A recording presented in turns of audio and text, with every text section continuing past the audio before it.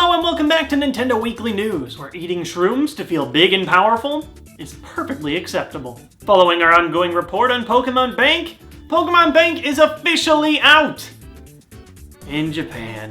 Nintendo's Twitter account has apologized for the lack of communication, reiterated that Pokémon Bank is now up in several Asian territories, and is hoping that they'll be able to get it out into the English-speaking territories soon.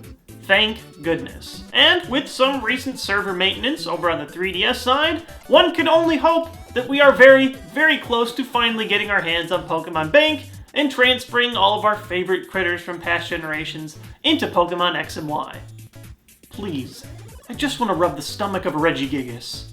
I don't think that's asking for too much. In Smash Bros. News, Masahiro Sakurai has noted that there will not be a cinematic single-player story campaign like the Subspace emissary that we saw in Smash Bros. Brawl.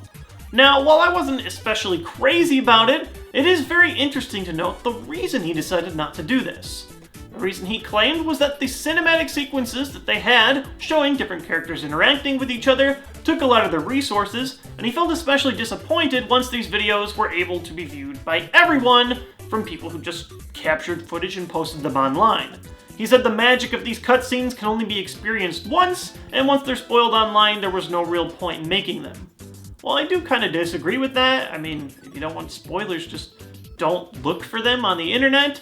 I wasn't exactly a huge fan of the Subspace to begin with. Now, I will say, I do hope that there is an easy way to unlock characters, because that's one thing it was good for. It was sort of fun cooperatively, but let's be honest, for the most part, it was a mess.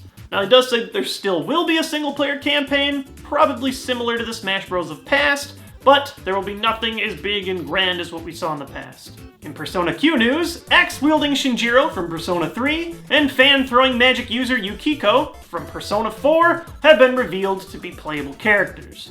Now, I'm not really surprised. Persona Q is basically an Etrian Odyssey-style dungeon crawl featuring most of the main cast from Persona 3 and Persona 4. I'm just so happy that this game exists, and it gives me an excuse to talk about Persona because it is a 3DS game.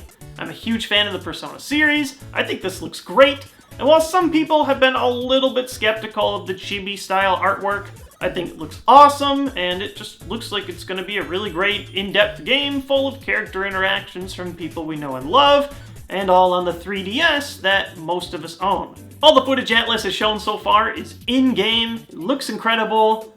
I just hope it comes to one of our territories. European, North American, I don't care. We just need to get this game outside of Japan. This is the second week in a row I've had to talk about a really cool 3DS game that has no release date outside of Japan, and it's just killing me. Oh yeah, and speaking of games that are out in Japan that haven't hit us yet, Capcom has announced Monster Hunter 4G. Just barely a year after Monster Hunter 4 was announced, 4G is sort of what we saw as the equivalent of Monster Hunter 3 Ultimate versus Monster Hunter Tri. It's basically an update, they add a few new things. Apparently you can move your save file from Monster Hunter 4 to 4G, but unlike Monster Hunter 3 Ultimate, or 3G, or whatever, wherever territory you are, the better 3 version, there is not going to be a Wii U version of this. Some people are speculating that the really early update, only a year afterward, is because they're not porting any resources into making the HD version. That being said, while I did enjoy having a portable Monster Hunter on the 3DS, I did like it more on the Wii U. It looked better, made more sense with 2 analog sticks, controlled better, so I am a little disappointed to see that 4G won't be coming out in this way. However, on the bright side of things, we have just received an announcement that we should be seeing Monster Hunter 4 Ultimate on our side sometime in early 2015. So yeah, that is still a year out in the way, while Japan is still currently enjoying Monster Hunter 4. But hey, at least it's coming, and as always, it just looks awesome. And in an interesting bit of news, the NES cart for the Nintendo World Championships, one of the most sought-after and expensive video games of all time, has sold on eBay for just short of $100,000. Now, if this transaction actually does go through, it would be by far the most expensive individual video game sold of all time. That said, there are a whole lot of reasons to be skeptical of this, so let's lay it all out. To start things off, the cart was damaged pretty badly. You can't even tell this thing's individual number by looking at this peeled off sticker, and you do have to be skeptical. Is this thing a fake? It's possible someone could just have a fake sticker, rip it off, flip in one of the reproduction carts onto the inside of a regular gray NES cart, I'm not 100% sure.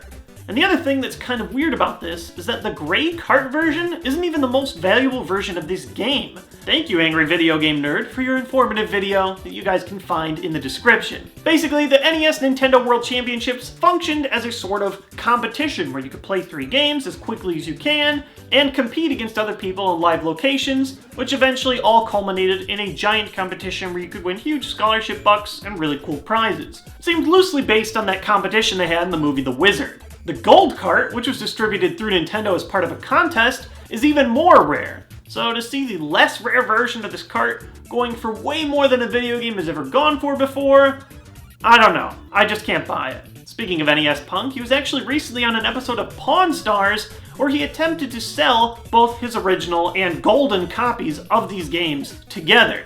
There, he only made an offer of $35,000, was given an offer of $15,000, and rejected the offer.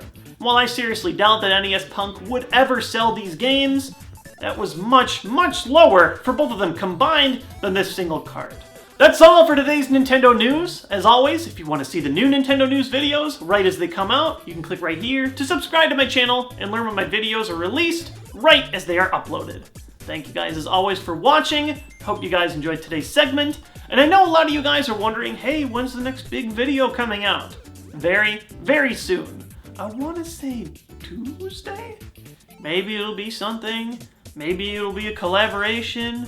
Maybe from another YouTuber that you guys have heard of often.